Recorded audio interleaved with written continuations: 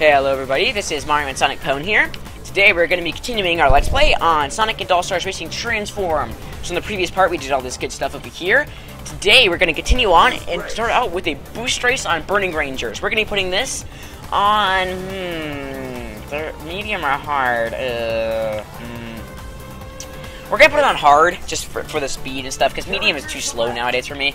But for this, we are going to be using Metal Sonic, because he has 4 handling and 4 boost with his Super Balanced mod, so that is really, really good. Because this track, you will want great handling, but since it's a boost race, you also want a high boost stat. So Metal Sonic is who I usually use for this, because actually, the size of the car really does help. So since Metal Sonic is such a small car, he can make it through gaps and stuff that the bigger cars can't, and do more tricks. So, yeah. You know, that's weird. I just noticed there's only 6 racers here. Are there normally only 6 racers on boost races? I guess so, because there's not 10. I never noticed that before, actually. Interesting. There's only 6 racers on boost races. I wonder why. I guess they just didn't want quite as much mayhem or something. I don't know. Although, since it's a boost race, that means there's no items, basically. So, there just won't be as much craziness anyway. Basically, these are all about, if you know the track and you know the perfect lines, you can win no matter what, because no one can touch you, literally, because there's no items. So it's all about just having good speed, knowing where the boost pads are, and not wrecking into things. So right now, I'm doing okay. I'm in first place. Alex Kidd is behind me. However, since I'm on hard, not expert, the AI won't be cheating, so that's very nice. Because I think I've said this, on expert, the AI, like, they are literally faster than you, which is sort of lame. But it's actually, it does provide extra challenge, so it's not the worst thing ever. And see, I didn't want to risk it there, but if you are playing as someone like Metal Sonic with a small car, you can actually do 3 flips off of that, or you can, to get up to a level 4 boost, so that's rather handy if you want to try that. It's especially helpful, like, you can probably risk it in trying to do an online race or something, because if you win, you can obviously get ahead. And, you know, winning online always makes you feel better, because then you're like, yeah, I just beat some real people instead of, you know, just CPUs. And, technically, the real people shouldn't be cheating, although sometimes they're harder than... What? Oh, come on. Oh, I'm still in first. Wow. Okay. I am not complaining about that. I am still in first, so it is all good. I'm actually I'm in first by still a good bit, actually. I guess I was just going so fast through the first part. On hard, I should be able to win on this track, because I actually really like this track. A lot of people don't really like it just because it's so curvy and everything, but I really enjoy it. The music behind here is sort of a hilarious rap, jazz, kind of... It sounds like a 90s TV show theme or something. It's kind of hilarious. But the whole track is just cool aesthetic. It's from like a really old... It's from that old game, Burning Rangers on the Sega Saturn. I've actually watched some gameplay of it now. Basically, you played as like these futuristic firefighters, and you had to like go in and rescue... people from like burning buildings and everything. It was sort of a weird game. It was actually made by Sonic Team, which is sort of an interesting fact.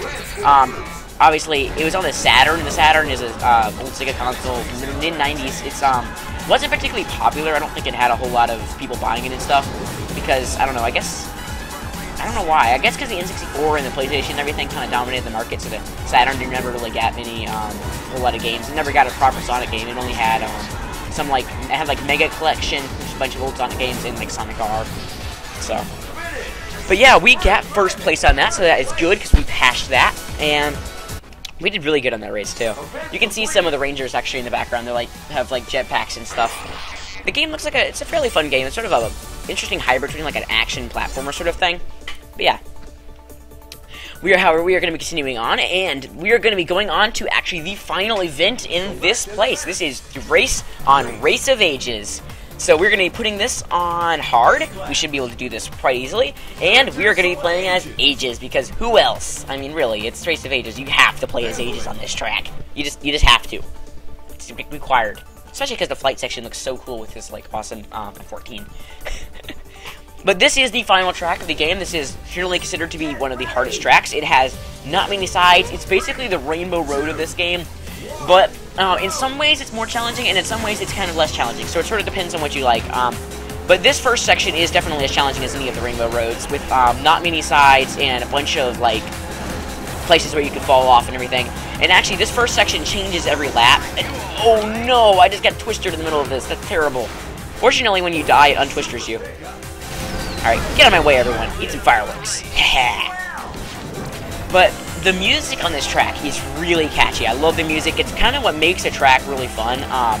Even though the track is quite challenging, and it's also pretty long, so I normally don't play this track a whole lot, but once you do, wow, I almost fell off there. Once you do play it though, then you're just happy because the music is so catchy on here. I love it. Unfortunately, it looks like someone has chosen boat. Basically, whoever's in first place gets to choose whether you do plane or boat by driving in whichever lane. So we'll be able to show off the boat portion. I much prefer the flight, but the boat is certainly not bad. So here we go into our awesome Dreamcast boat.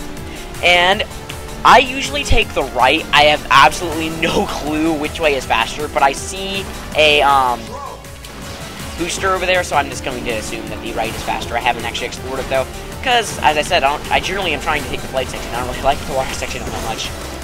If you go off of this ramp, you can get a whole lot of air and do one of those big tricks that will give you level 4, so that is awesome. I just wasted those ice, and I don't know why. Oh well. Not the end of the world, because we can get some more items right there, and we are in first with a glove. Oh, come on, Riala, really? You're just going to pass me like that, huh? This track, at the end, it teleports you back to the start, and then the layout will be different on this one. And basically, each lap, it gets harder. So this one's going to be medium, and then the third lap is quite challenging. There's a bunch of stuff. I can't believe I stayed on there. I don't know how I stayed on there. I think it's because, like, I started to do a roll, and then it sort of rolled me back on the track. So I'm not complaining, though. Alright, Riala. Why I actually hit him with that?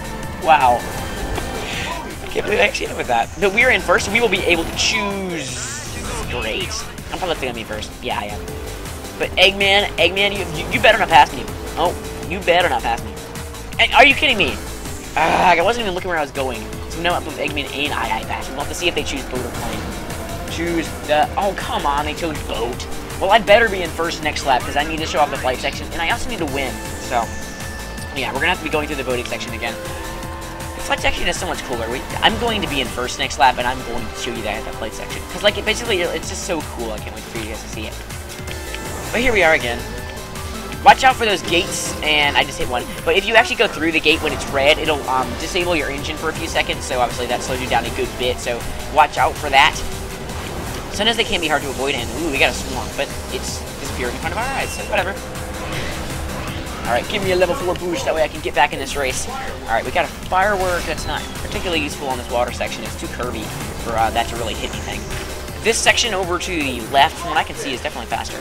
Alright, you have a glove, but maybe we can still hit you with this. And yes! Haha! Didn't use your glove fast enough, Alright, so good. We are in first here, so... Hey, look! Oh yeah, there's that cameo, I just noticed. If you saw that little rocket there, that is a character from a series of ad campaigns that Sega did back in the 90s for the Sega Saturn. His name is Shinkara Shinshiro. But he's sort of like a... I know some people on the forums and stuff before this game came out, they wanted him to be like a playable character, because they had heard that there was some sort of like ultimate fan service character, which it turns out is this character I'm playing as. Aegis is the ultimate fan service character that people had been rumoring about before the game came out. But some people thought it was going to be Shinkara Shinshiro, so I guess, I don't know, maybe like, it may have been planned from the start right by Sumo, but they put him into the game as like a little cameo there, riding a rocket, like he does in the ads. I recommend you actually check out those ads. Type in Shinkara Shinshiro to YouTube. The ads are hilarious. They're so random, they're just ridiculous stuff. Like, for instance, you know, he like, picks up a guy. Like, basically, the ad campaign was designed around, basically, this guy was going to make you play Saturn, or else he was going to kill you. It's just sort of a weird ad campaign, but it kind of worked-ish. This flight section, as you can see here, is all about the risk boost. There are tons and tons of places for you to do risk boost around here.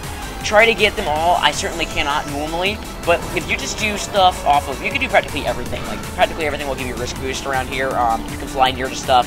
There's tons of boosters. There's all these giant things to avoid. And how did I miss a risk boost there? I don't know, but whatever. I'm still in first, so I don't really care.